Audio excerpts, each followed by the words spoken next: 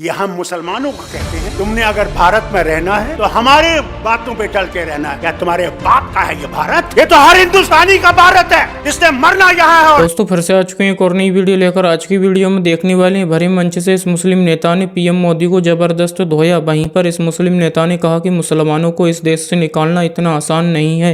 इस मुस्लिम नेता ने यह भी कहा कि हिंदुस्तान किसी के बाप का नहीं है। चलिए देखते हैं video. Original video link description में। चलिए अब वीडियो शुरू करते हैं। कि हिंदू इतना ही मेरा भाई है जितना मुसलमान है या सिख है या ईसाई। आज हम धर्म पे बटे जा रहे हैं कि कौन भगवान राम के साथ है और कौन अल्लाह के साथ। मैं इन हिंदुओं से पूछना चाहता हूँ, क्या भगवान राम सिर्फ तुम्हारा राम है? तुम्हारी पुस्तकों में लिखा है कि भगवान राम विश्व के भगवान। वीडियो को पूरा जरूर देखें, वीडियो आगे शेयर भी करें। कभी ये नहीं कहते हैं कि वो रब्बुल मुस्लिमीन है, कि वो सिर्फ मुसलमानों का रब। हम कहते हैं कायनातों का रब है, आलम का रब है। कोई माने या ना माने, अगर हम ये समझते हैं कि इनको हम आसानी से हटा सकते हैं तो सच्चाई ये है, इनको हम आसानी से हटा नहीं सकते जब तक हमारे दिल साफ नहीं होंगे। अगर मैं ये समझूं कि सिर्फ मैं ही मैं हूं और दूसरा कुछ भी नहीं है तो ये कभी भी नहीं जाएंगे। आज हम ये सोचते हैं मोदी को निकाल के मैं प्रधानमंत्री बनूंगा। अरे पहले तो उसको निकालो, फिर प्रधानमंत्री की कुर्सी की सोचो। हमें अपने झगड़े भूल जाने। अगर हम अपने झगड़े नहीं भूलेंगे, मैं नीडू से कहता हूं, तो फिर कभी भी हम इनको नहीं निकाल नहीं सकेंगे। कि अगर हमने देश को बचाना है, पहले अपने आप को कुर्बान करना है। इस देश के लिए हमें कुर्बान करना है, कुर्सी के लिए कुर्बान नहीं करना। कुर्सी देश देगा और देश ही कुर्सी देने वाला है और देश ही कुर्सी से हटाने वाला है। अरे सच तो बोलो, कभी तो सच बोलो। क्या डर नहीं है मरने का? जो आया है उसने जाना है। वहां तुम्हें अमित शाह नहीं बचाएगा, वहां तुम्हारे ये झूठ बोलने वाले मिनिस्टर नहीं बचाएंगे। वहां भगवान होगे और तुम होगे। एक तरफ से तुम्हारी सच्चाई होगी और एक तरफ से तुम्हारा झूठ होगा। वही हाल मेरा होगा, वही शरद पवार का होगा, वही आपके मुख्यमंत्री का भी होगा।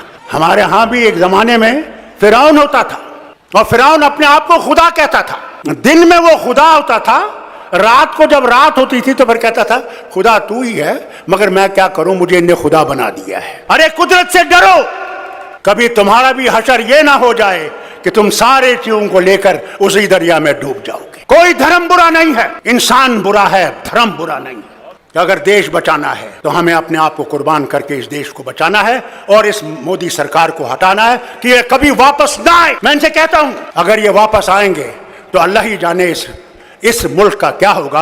वो खुदा हिंदू से ये नहीं कहते तुम ये नहीं कर सकते, तुम वो नहीं कर सकते, यहां नहीं जा सकते, वहां नहीं जा सकते।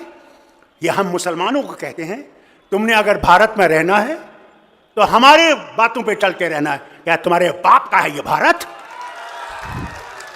ये तो हर हिंदुस्तानी का भारत है, जिसने मरना यहां है और जिसने दफन होना यहां है।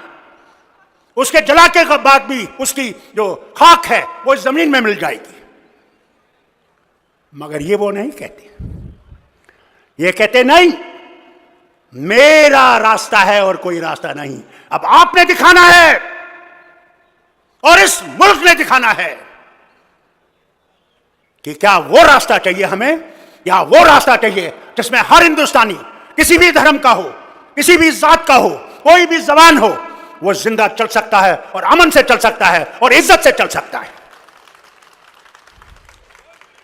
हमें अपने झगड़े भूल जाने। अगर हम अपने झगड़े नहीं भूलेंगे, मैं नीडू से कहता हूं, तो फिर कभी भी हम इनको नहीं निकाल नहीं सकेंगे। पहला कदम हमने उठाना है कि अगर हमने देश को बचाना है, पहले अपने आप को कुर्बान करना है। इस देश के लिए हमने कुर्बान करना है, कुर्सी के लिए कुर्बान नहीं करना। कुर्सी देश देगा और देश ही कुर्सी देने वाला है और देश ही कुर्सी से हटाने वाला है। आज हम पे तलवार लगी हुई है, खड़ी है,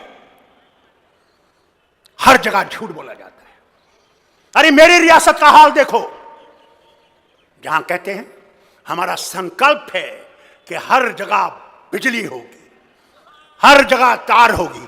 मैं इनसे पूछता हूं, आपका संकल्प तो बड़ा अच्छा है, आइए देखिए मेरी रियासत में श्रीनगर में बिजली है या नहीं। गांव की तो बात ही नहीं, आइए देखिए। आज 70 साल के बाद भी वाजपेयी जी ने एक बहुत बड़ा कदम उठाया वतन को छोड़ने का। सड़कें कश्मीर से कन्याकुमारी तक, महाराष्ट्र से बंगाल तक, पूरी ऐसी सड़कें होंगी जो यूरोप में नहीं हो सकती।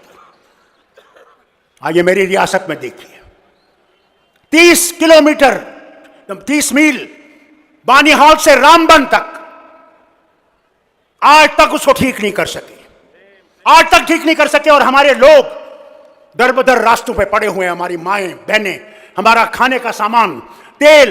यानी हाल देखिए कि 70 साल के बाद हिंदुस्तान की आजादी में हमारे यहां 10 लीटर डीजल मिलता है और 3 लीटर पेट्रोल मिलता है। अरे मोदी जी, कभी तो सच बोलिए कि हमारा हाल क्या है। अरे कुदरत से डरो, कभी तुम्हारा भी हशर यह ना हो जाए कि तुम सारे चीजों को लेकर उसी दरिया में डूब जाओगे। भाई लोगों, पहले अपना ईमान सही करो, अपने भगवान को पहचानने की कोशिश करो। कोई धर्म बुरा नहीं है, इंसान बुरा है, धर्म बुरा नहीं है। और अगर तुम अपने धर्म को समझते हो तो याद रखना, हमारे धर्म में भी लिखा है कि देखो, तुम्हारा धर्म, तुम्हारा अल्लाह तुम मानते हो, तुम दूसरे के खुदा के बारे में कुछ मत कहो। लकुम दीनुकुम वलिय दीन। तुम उसके खिलाफ अगर कुछ कहोगे तो क्या तुम बर्दाश्त करोगे अगर ये तुम्हारे खुदा के बारे में कुछ कहेंगे? ये है हमारा ईमान।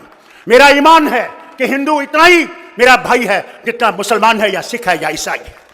मैं उस घर में पला हूं जिसमें था नारा हिंदू मुस्लिम सिख इतिहाद, यानी सब बराबर है, कोई फर्क नहीं है। आज हम लोगों को बांटा जा रहा है।